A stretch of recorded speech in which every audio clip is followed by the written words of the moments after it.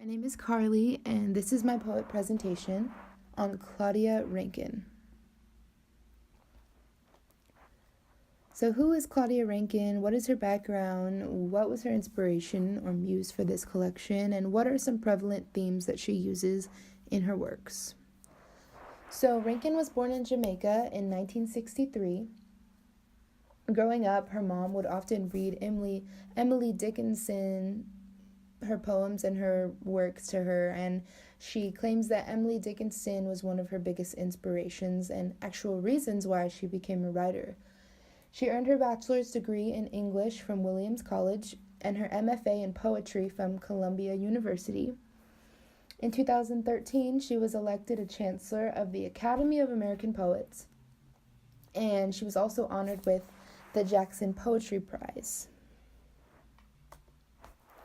In 2005, she was awarded the Academy Fellowship for Distinguished Poetic Achievements by the Academy of American Poets. In 2016, she was awarded the MacArthur Genius Grant. In 2017, she founded the Racial Imaginary Institute, and I'm going to be talking more about that institute in just a second. And she is currently a poetry professor at Yale University in Connecticut. So, one huge reason why I ended up choosing Rankine is because I love how she incorporates her passion and her ideas for change into her literature. So she actually founded what is known as the Racial Imaginary Institute, and she says, "The racial imaginary is concerned not with who has the right to write about race, but rather with where the desire comes from and how to detect when race is taking up residence in the creative act." In 2011, she published an open letter, and she addressed it to her friends, inviting them to share their thoughts and experiences on race. She wanted to learn her friends' difficulties and advantages and fears, expectations and anxieties when it came to their race, and so many responses came in, and it was so successful that she ended up making it a project, and she named it the Racial Imaginary. So these are just some of her poetry collections over the past year, some of her contemporary works. The one I'm going to be discussing is The End of the Alphabet. So she published The End of the Alphabet on September 14th, 1998, and it was published by Grove Press.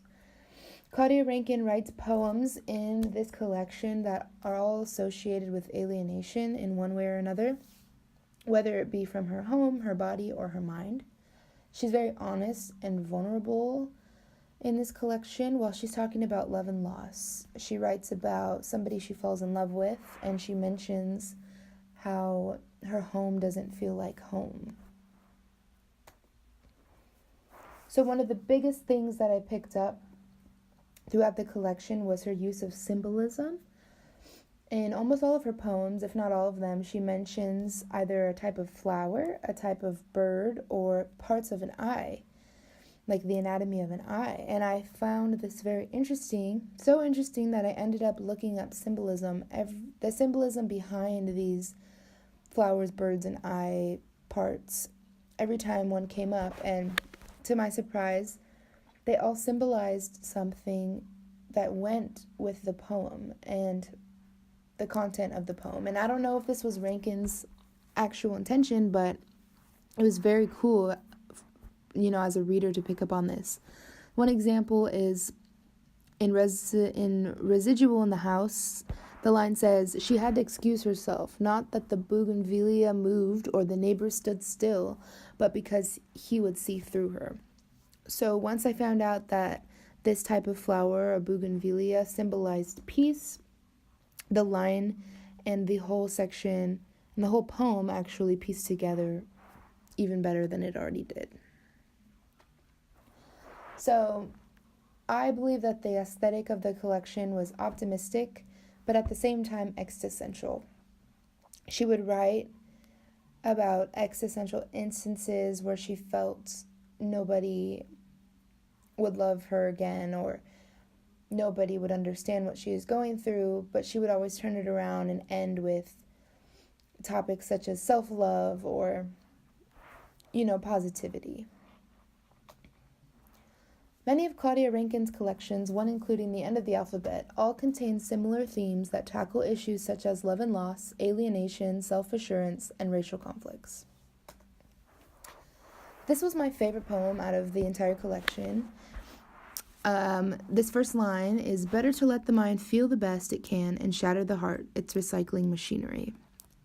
This next part of the poem says, "How to pity me. Remember, so that the evening breeze would be refreshing, I went into the sun, stood there as an idiot might, and after all clouds passed, ran around accumulating discomfort. The purpose? To emphasize, to show I take pleasure, appreciate all this, the relief it brings me. So you, in this role as your own rescuer, troubled voice, trying on happiness, groomed echo of another. Look out for yourself, go outside, stand up, straighter, flirt." So this part of the poem just reminded me that, to remember how good the breeze feels, you have to go into the sun. Which means to remember how good is, you have to go through the bad. And at the end of the day, look out for yourself, practice self-care, and remember that the good is the good, even when you're experiencing the bad. So my second favorite poem, and another poem that I suggest to you guys, is this one. And the lines, my favorite lines, say, "Don't ask to be told X to Y in times or eternity. Passage bleeds between the hammering, breath and flesh, sweetness mumbled, in the voice nice, just as the lips open the eyes." To me, this is saying, don't expect to know the answers. Listen to the world, listen to the sweetness, and as sweetness in life speaks to you, open your eyes and open your mind to it.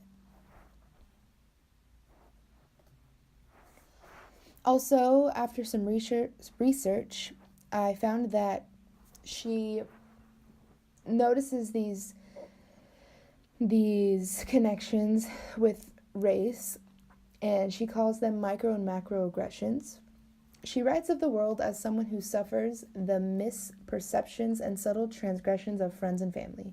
She refers to these as microaggressions, and she used the example of her friend who was babysitting, and this friend had the neighbors called on him because he was black, and the neighbor thought that he could have been a threat. And this is an example of a microaggression. And she also has this thing called a macroaggression, which she feels results in the death of black men. And she thinks that macroaggressions are being committed by ordinary citizens or juries, lawyers, prosecutors, well-educated prosecutors, she says. So she says that anybody can be guilty in causing micro and macroaggressions. And I just thought this classification was something of importance. Also, this quote, "There's something very moving about having so many people step into a subject that I have been consumed with for so long and suddenly understand the urgency that I have been feeling for 20 years. She doesn't identify herself as an activist, but when she's asked if she is one, she always refers to this quote by James Baldwin. Not everything that is faced can be changed, but nothing can be changed until it is faced." So in conclusion, Rankine is an incredibly talented creator. Her writing style is unique, and her collections cannot be compared to many other contemporary poets. She uses her passion for change and dedication to equality and incorporates these ideas into her literature. I look forward to reading her other collections and to continue to be inspired by her projects.